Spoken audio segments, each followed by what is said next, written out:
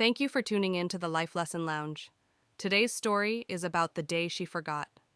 If you can relate to our stories, please like this video, subscribe to our channel, and click the notification bell so you'll be notified as new stories are uploaded. It started with a cup of tea, a simple cup, left on the stove, water boiling away until the pot was empty. For Mrs. Margaret Hayes, an 80-year-old grandmother, that forgotten tea was the first sign that her memory was slipping away. This is her story of fear, of family, and of finding dignity even when the mind begins to wander. Margaret Hayes had always been sharp. A retired nurse, she remembered every patient's name, every prescription, every detail.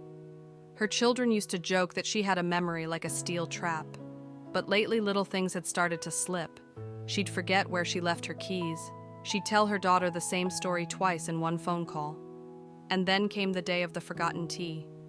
The kettle boiled dry, smoke filled the kitchen, and Margaret sat in the living room, completely unaware. It was her granddaughter, Emily, who found it. Emily screamed, "Grandma, the stove!" "You could have burned the house down," Margaret, looking confused and embarrassed, said. "Oh, I must have gotten distracted." "Don't fuss," dear Margaret laughed it off. But inside, fear crept in.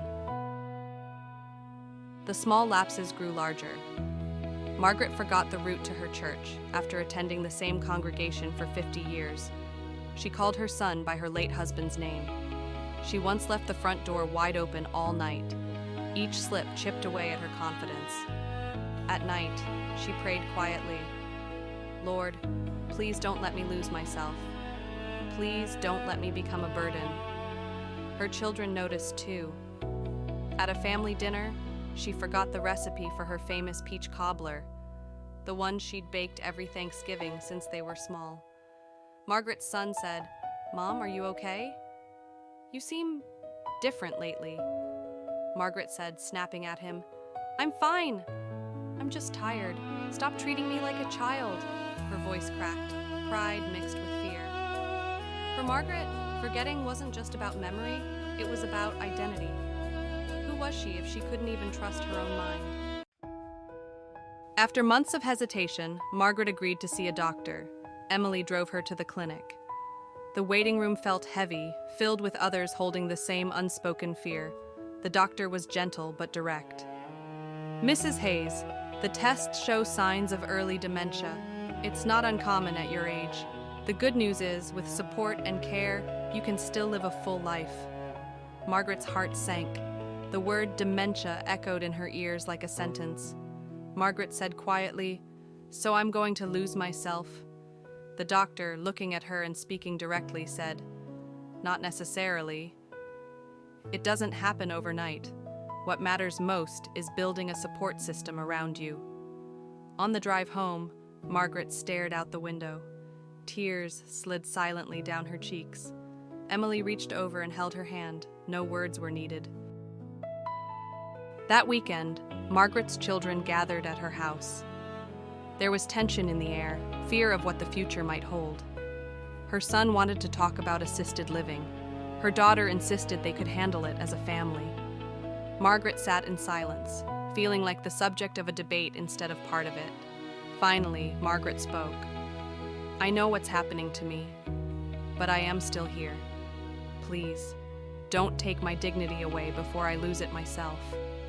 The room fell quiet. Her words cut through the fear and reminded them that Margaret was not just a patient. She was their mother, their grandmother, their heart. Together, they made a plan. They would rotate visits.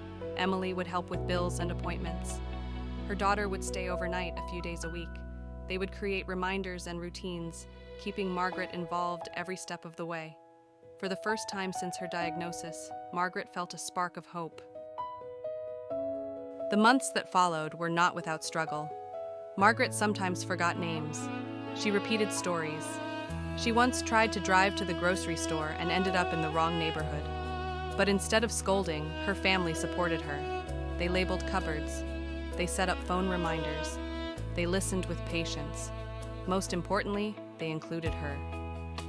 Emily asked her to help with homework. Her daughter cooked meals with her, turning forgotten recipes into new traditions. At church, her friends welcomed her warmly, never making her feel less. Margaret still had moments of fear, but she also had moments of joy, gardening with Emily, singing hymns, laughing at old photographs. She realized that dementia might take pieces of her memory, but it couldn't erase the love that bound her family together.